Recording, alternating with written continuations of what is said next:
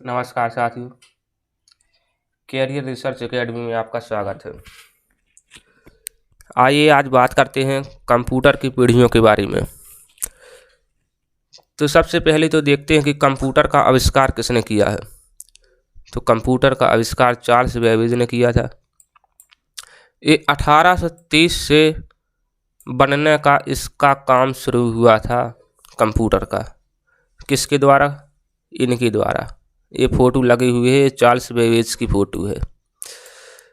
तो देखते हैं कंप्यूटर को बनाने की जो शुरुआत है वो 1830 के समय से चार्ल्स बेबेज के द्वारा शुरू की गई थी।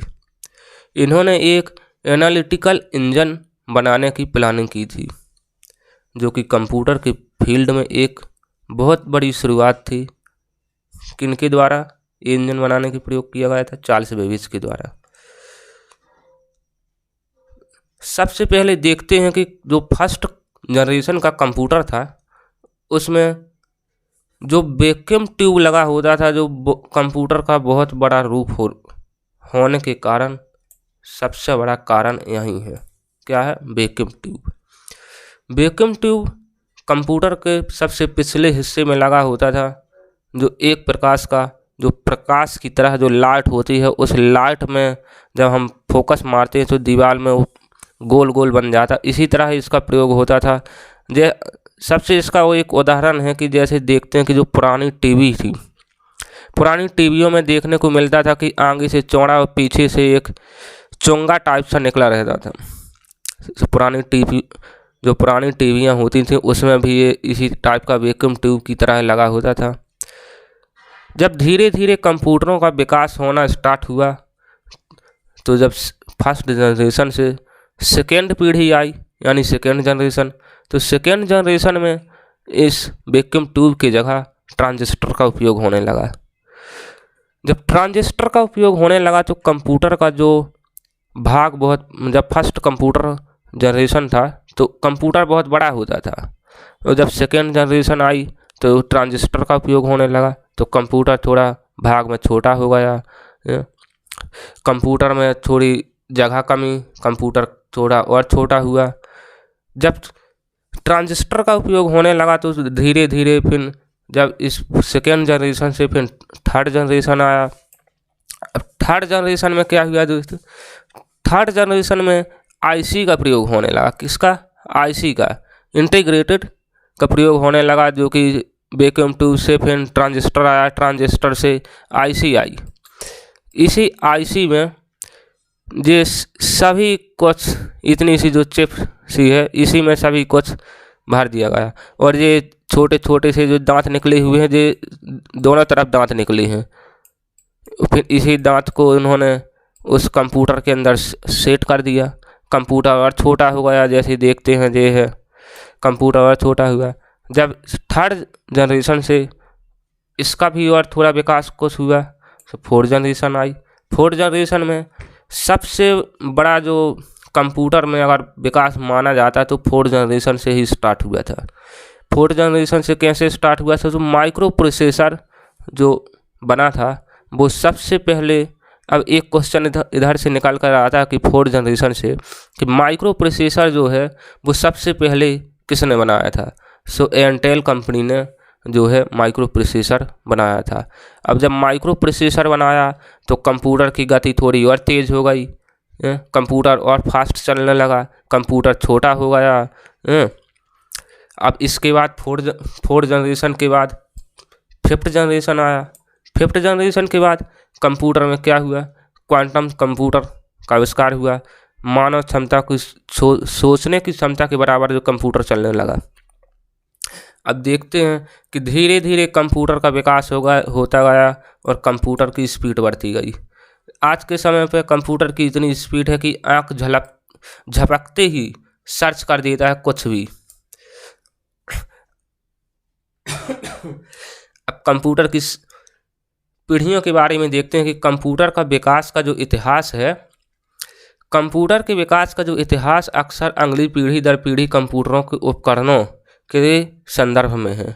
यह यात्रा जो है वैक्यूम ट्यूबों के साथ 1940 कब से शुरू हुई दोस्तों? 1940 से शुरू हुई और तब से चली आ रही है। वर्तमान में यह कृत्रिम बुद्धि का प्रयोग कर तरक्की कर रही है। अब दोस्तों आपको पता होगा कि कृत्रिम बुद्धि क्या होती है। कृत्रिम बुद्धि का मतलब होता है जो कि मानव के द्वारा बनाई गई बुद्धि। अब कंप्यूटर की 5 पीढ़ियों में प्रत्येक पीढ़ी की यह विशेषता है कि इनमें से हुए प्रमुख तकनीकी विकास द्वारा इन्होंने कंप्यूटर के काम करने का तरीका बदल दिया। अब जैसे जैसे कंप्यूटर में विकास होता जाएगा तो कंप्यूटर का काम करने का तरीका ही बदलता जाएगा। जैसे कि आज के समय में देखते हैं कि जो अपन लोग मोबाइल चलाते हैं, उसी मोबाइल का जो मॉडल होता है उसी को मॉडल को वे लोग रिप्लेस कर करके इतना हाई बना देते हैं कि और अच्छा मॉडल हो, इसमें क्या कमी है और अच्छा करें, इसको और अच्छा करें। इसी तरह कंप्यूटर में पहले प्रयास चलता गया।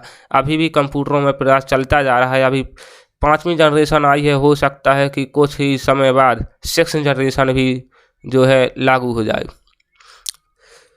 देखते हैं कि जो उन्होंने कंप्यूटर के काम करने का तरीका बदल दिया और विकास के परिणाम स्वरूप तेज़ी से छोटे हुए और सस्ते हुए और अधिक शक्तिशाली और कुशल कंप्यूटिंग का उपकरण में आविष्कार हो पाया।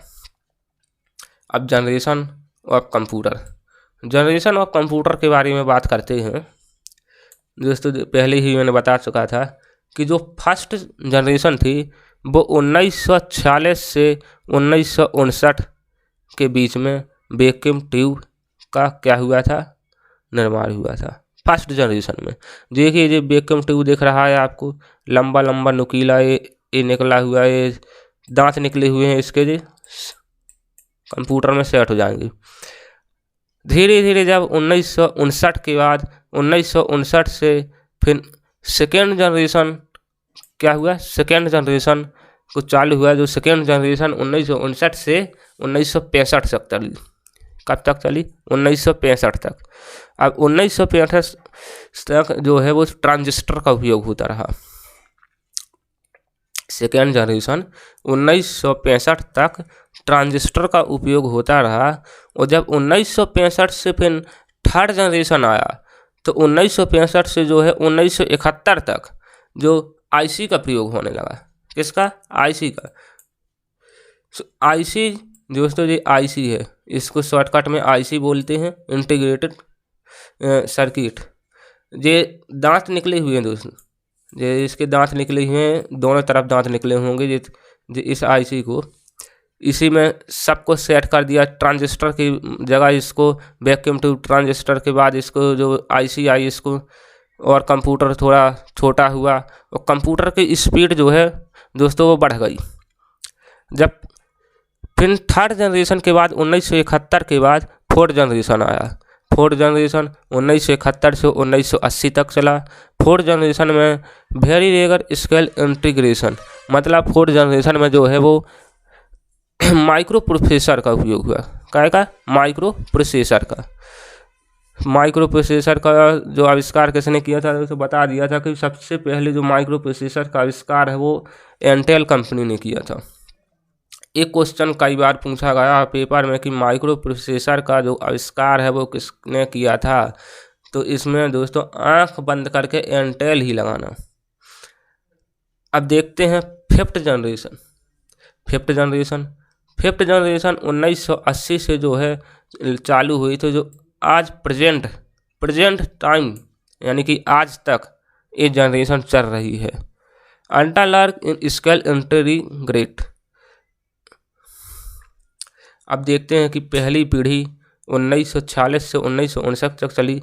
प्रथम पीढ़ी के कंप्यूटर में निर्वात नाली का प्रयोग परिपथ बनाने में किया जाता था और मेमोरी के लिए चुंबकीय ड्रम का प्रयोग किया जाता था।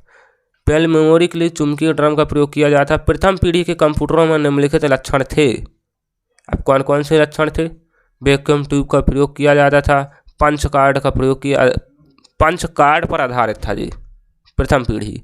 संग्रहण के लिए मैग्नेटिक ड्रम का प्रयोग, बहुत ही नाजुक और कम विश्वसनीय, बहुत सारे एयर कंडीशनरों का प्रयोग, मशीनी और असेंबली भाषा में प्रोग्रामिंग।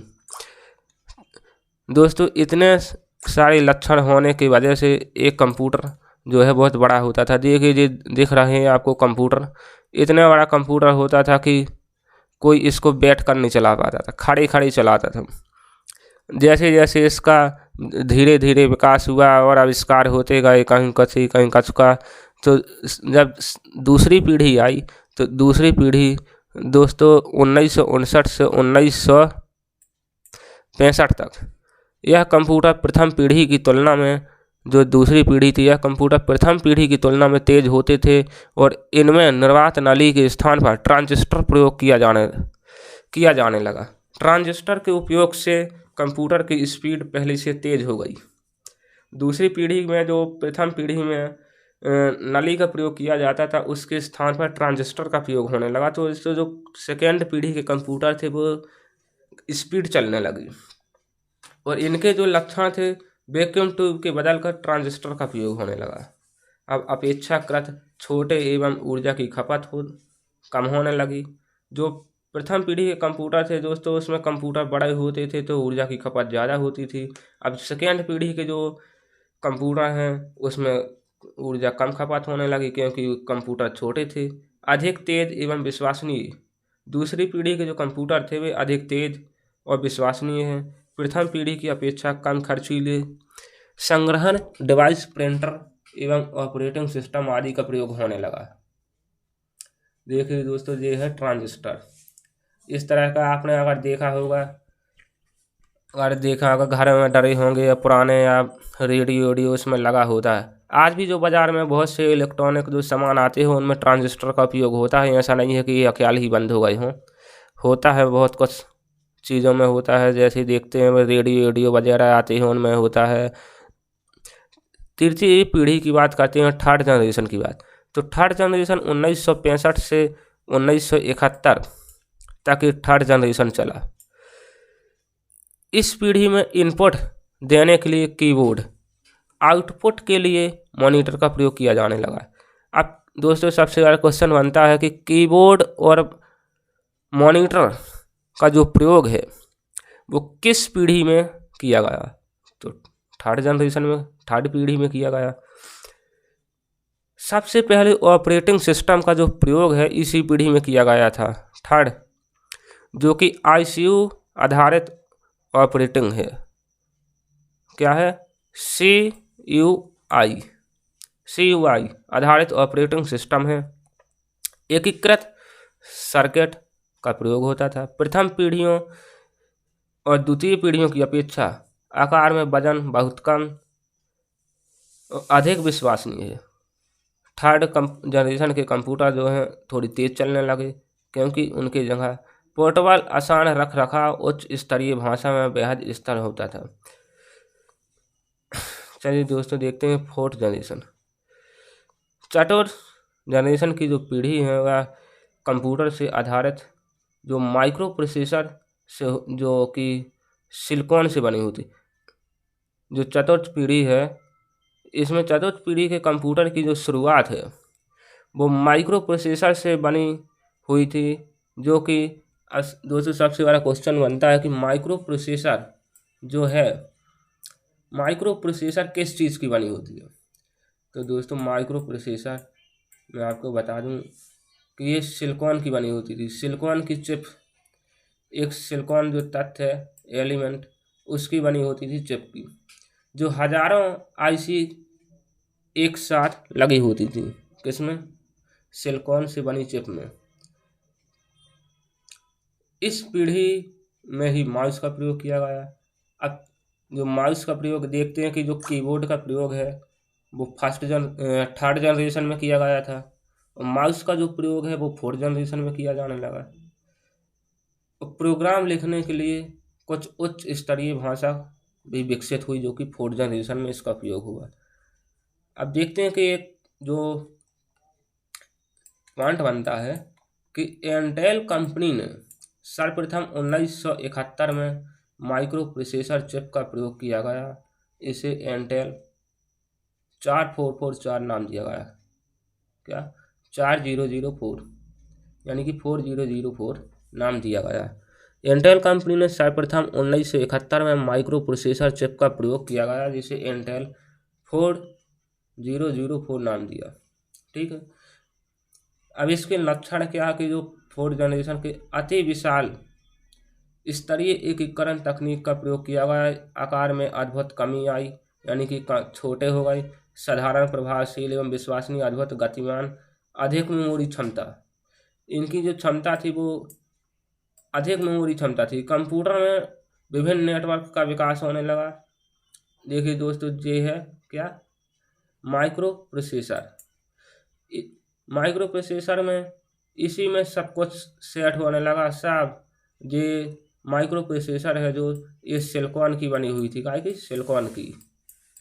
सिलिकॉन की ये जो दिख रहा है ना आपको, ये दांत, ये छोटे छोटे दांत जो हैं, ये हर चीज़ इसमें सेट है। यही दांत कंप्यूटर में सेट कर देंगे। अब ये सेट कैसे होंगे? तो दोस्तों ये मशीनें होती हैं जो सेट करने के लिए होती हैं। अब देखते हैं कि 5th जनरेशन यानी कि पंचम पीढ़ी 1980 से जो आज तक चली आ रही है। कंप्यूटर की 5वीं पीढ़ी एआई के साथ विकसित हुई थी। एआई से तात्पर्य है कि यह मशीन जो मानवीय गुणों को समझ सके। कंप्यूटर की जो 5वीं पीढ़ी है एआई विकसित हुई थी, जो कि एक एआई के तात्पर्य मनुष्य मशीन को जो मानवीय गुणों को समझ सके। मशीन जो है कि मानव के अंदर क्या चल रहा है इसको समझ सके। ये पीढ़ी अभी विकास की प्रक्रिया में है। इस पीढ़ी के कुछ गुण हम आजकल उपकरणों में काम लेते हैं, जैसे कि फिंगरप्रिंट, रोबोट, आवाज़ आदि द्वारा इनपुट देना आदि। इस पीढ़ी का मुख्य उद्देश्य ऐसी मशीन का निर्माण करना है कि जो यूजर की भाषा को समझ सके और इसका जवाब दे सके, और साथ ही साथ मशीन सीखने में सक्षम हो। अब कंप्यूटर के विभिन्न आकार हैं। आवश्यकता अनुसार कंप्यूटर के आकार और संरचना को तैयार किया जाता है। आज विभिन्न मॉडल जैसे डेस्कटॉप, लैपटॉप, कॉमटॉप आदि के कंप्यूटर उपलब्ध हैं। अब इंटरनेट के बारे में बात करते हैं कि यह जो कंप्यूटर है एक अंतर्राष्ट्रीय संजाल है। दुनिया भर के कंप्यूटर नेटवर्क इंटरनेट से जुड़े होते हैं। दोस्तों इंटरनेट जितना महत्वपूर्ण है ना, इंटरनेट के अलावा हम कोई भी काम नहीं कर सकते हैं, क्योंकि आज का जो वर्क होता है वो इंटरनेट में इतना फटाफट होता है। हर चीज़ इंटरनेट के बिना कोई काम नहीं होता है। अब मल्टीमीडिया क्या है? मल्टीमीडिया है ध्वनि, चित्र, पाठ सम्मिलित रूप से मल्टीमीडिया में इस पीढ़ी में विकास हुआ। अब नए कंप्यूटर में नए अनुप्रयोग जुड़ने लगे। कंप्यूटर की तकनीक में अति विकसित होने के कारण इसके अनुप्रयोग तथा एवं फिल्म निर्माण, यातायात नियंत्रण, उद्योग, व्यापार, औषध आदि क्षेत्र यही देखते हैं कि ये फर्स्ट जनरेशन से सेकेंड जनरेशन, सेकेंड जनरेशन से फोर्थ जनरेशन, थर्ड जनरेशन से फोर्थ जनरेशन, फोर्थ जनरेशन से आया 5th जनरेशन जो आज भी चल रहा है। दोस्तों एक ग्राफ जो है ना, एक ग्राफ बहुत कुछ दर्शा रहा है। बताना चाहता है आपको कि मैं इस तरह का क्यों उठा है। देखिए 1950 से 1990 के बीच से जो कंप्यूटर का विकास धीरे धीरे हुआ, धीरे धीरे होता गया। 1995 आया, कंप्यूटर का विकास होता गया, 2000 तक आया। 2000 में और कंप्यूटर का विकास होता था। 2005 से जब कंप्यूटर का विकास हुआ, कंप्यूटर और छोटे हो गए, कंप्यूटर सस्ते हो गए, कंप्यूटर चलने में अच्छी तेज़ गति से हो गए, तो कंप्यूटर का जो मार्केटिंग है वो बढ़ने लगा। जो आज के समय में हर घर में आपको कंप्यूटर, लैपटॉप, मोबाइल सब कुछ देखने को मिलेगा। जो कंप्यूटर का ग्राफ है 2015 तक कंप्यूटर का ग्राफ उठता गया और उठता गया। ये ग्राफ बहुत पुराना है दोस्तों, ग्राफ उठता गया। जैसे कि आज अपन ने बात की कंप्यूटर के जनरेशन के बारे में, तो कंप्यूटर का जो आविष्कार है वो सबसे पहले चार्ल्स बेबेज ने किया था। 1830 से कंप्यूटर का आविष्कार शुरू बनना स्टार्ट हुआ था।